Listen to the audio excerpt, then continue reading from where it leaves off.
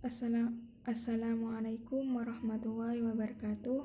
Perkenalkan, nama saya Siti Komariah, NIM T 2018-1036, akan mempresentasikan tentang teori agama sebagai ilusi menurut Sigmund Freud, mata kuliah Psikologi Agama.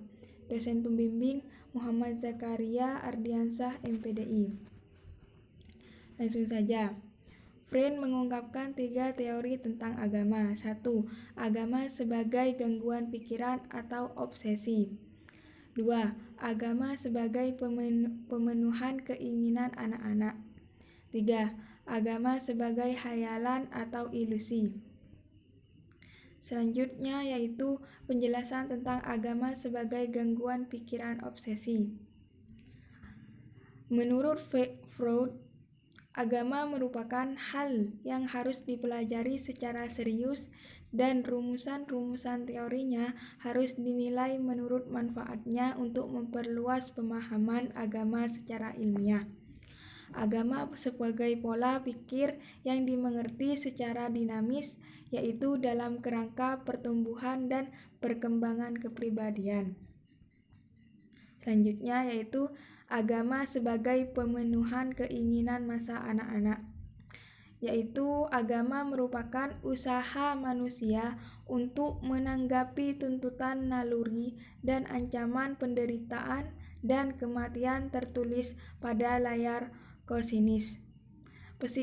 Psikoanalisis telah menunjukkan bahwa Tuhan yang bersifat pribadi secara psikoanalisis tidak lain dan tidak bukan adalah Bapa yang dijunjung tinggi. Jadi, Freud menyimpulkan bahwa konsep tentang manusia sebagai makhluk yang tuntutannya untuk lestari hidup tidak boleh tidak terpenuhi. Selanjutnya yang ketiga yaitu agama sebagai khayalan atau illusion. Yaitu agama merupakan kekuatan yang hebat dalam hidup manusia dan nilai sebagai sarana yang diterima masyarakat untuk menangani ketakutan, ancaman penderitaan yang lewat cara-cara lain tidak mungkin ditanggung. Agama sebagai khayalan harus dan akan bertahan hidup sebagai alat yang berguna dalam proses pertumbuhan kepribadian manusia. Dengan pengalaman manusia memegang harapan optimis atas arah kedatangannya hari yang diimpikan, yaitu manusia hidup tanpa khayalan. Maka khayalan itu perlu diganti dengan ilmu yang mengarahkan pada dunia nyata. Jadi, kesimpulan teori agama sebagai ilusi menurut Sigmund Freud yaitu melihat agama sebagai khayalan dalam arti memiliki sifat yang bertahan yang datang dari kekuatan yang dinamis, keinginan masa-masa kanak-kanak untuk mencapai penyelesaian ideal atau konflik yang berdasarkan kenyataan yang berasal dari Tuhan.